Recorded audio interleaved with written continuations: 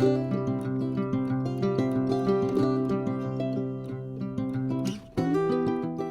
what's up guys? Welcome back to Say Mojo Homestead.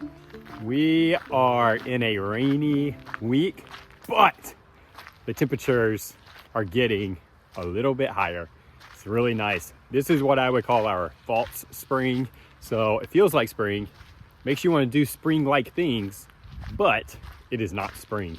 It is still January and we still have a risk of cold weather, because actually extended forecast does definitely have cold weather. I'm coming out to the it's coming out to the mail to see and hope that our seeds were here. They're not, but we did get a fun homesteading magazine, so consolation prize. So today we got something new. Not something brand new to the homestead that we've never done before, but it is our next round of pigs. Want to bring you guys along. I will confess that I did not do a good job of getting full on footage of everything, but I did get some. This year we are doing a different breed, went with a different guy. Nothing against Ben Hammond, who is who we have gotten him from in the past. He has just kind of shifted gears on what he is doing.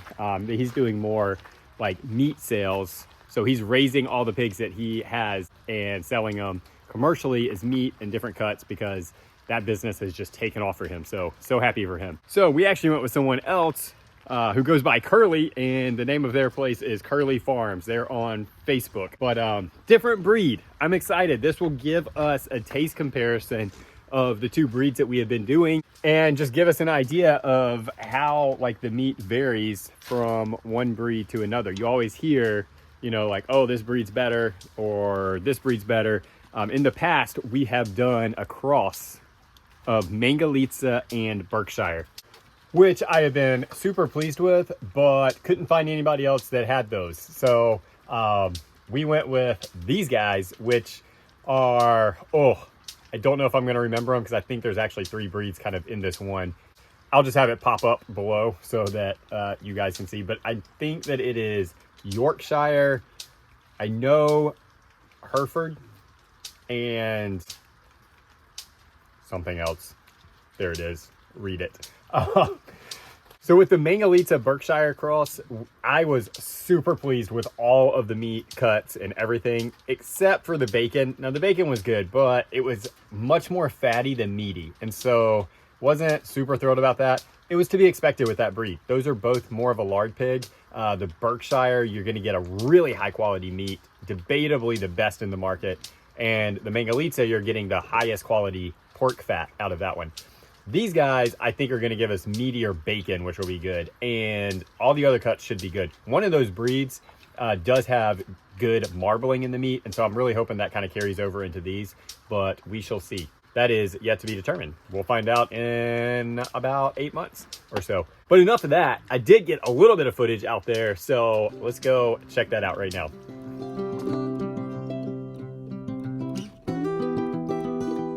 You know, but she's been a good mom too, so. That's really my biggest hesitation with just doing the breeders is, Yeah. you know, the aggression of the moms and not being able to really handle the babies. Yeah, I mean, we haven't. So we had an aggressive mom.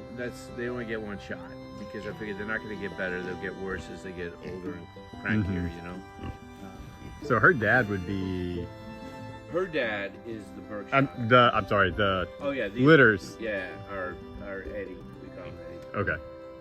All right. So now that you've been introduced to the Curly operation, I'm going to show you our pigs. These look a lot different. So the ones that we had in the past, again, Mangalitsa Berkshire, they were more of like a tan pig, and they were definitely short hair. They didn't have like the Mangalitsa hair, but it did have a little bit of a wave to it because the Mangalitsas have curly hair.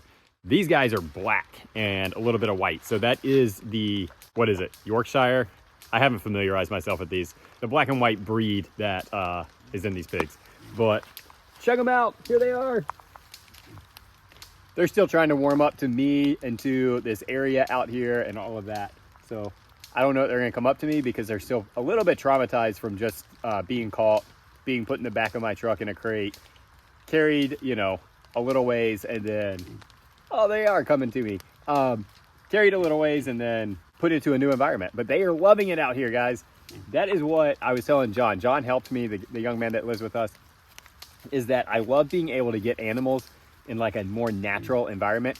Let me pause right there before I go any further and say, I do not have any judgment or any qualms with people who raise pigs in what is really kind of the standard traditional way in a smaller pen. Zero judgment. Those pigs are still trying to learn the electric. Zero judgment on that. Most of our friends actually raise them that way. I just prefer to have less work, give them a bigger area, and that way I'm not having to scoop poop and all of that other stuff. It just makes our job easier, which is what we try to do here on the homestead, is make everything as easy as possible and hands-off as possible. Not because we're lazy, but because we live pretty hectic lifestyles, especially for a homesteader. So let's get back to what I was saying. I love being able to get pigs or any animal out in our kind of more natural pens like this one, because you get to watch and observe how they act just instinctively and watch them explore all the little nuances that come with this. So the grubs that are in the ground, any roots that they dig up. A lot of times our pigs will like start running around and playing. You know, these guys are still, like I said, getting used to the area because they've just been put in here. But once they get comfortable, there'll be a lot of running around, chasing each other, and just having fun, rubbing up on trees, rocks, anything that they can.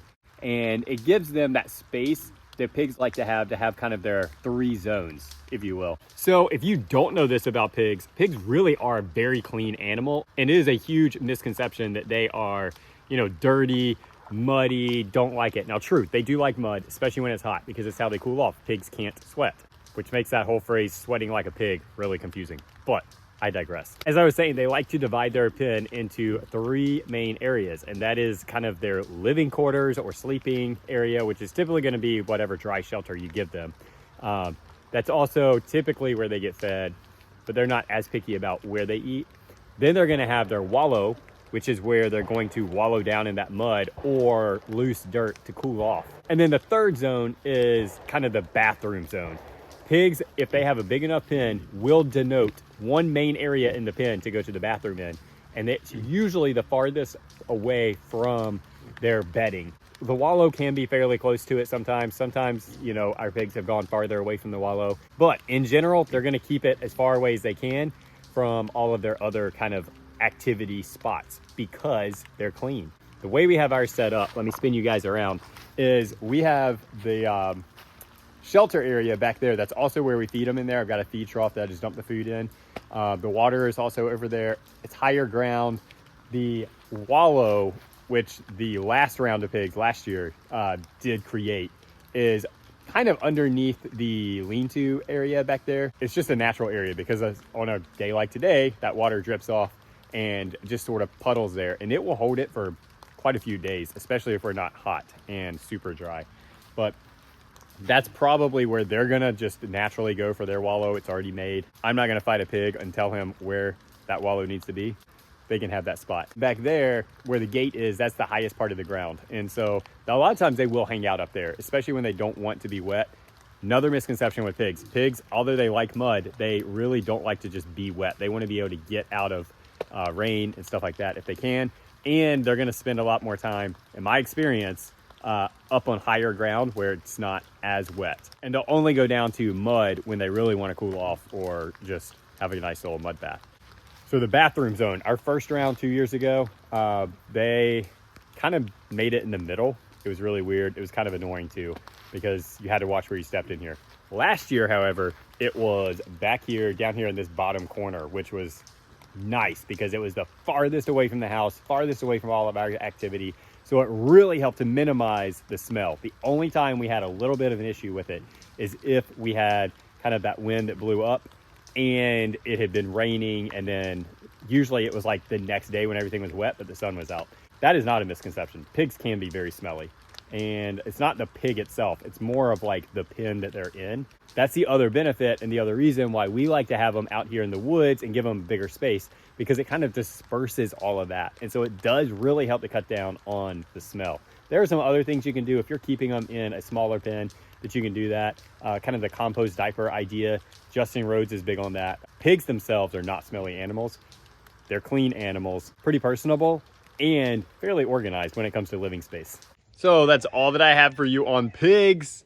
We are super excited to have them back on the homestead. If you have been keeping up with us, you know that that is my favorite animal that we raise out here. So my heart is happy they're back. Thank you guys so much for following along with us. If you have not hit that subscribe button, we invite you to do that. Also, hit that like button if you like this material. As always, guys, have a great week and be blessed.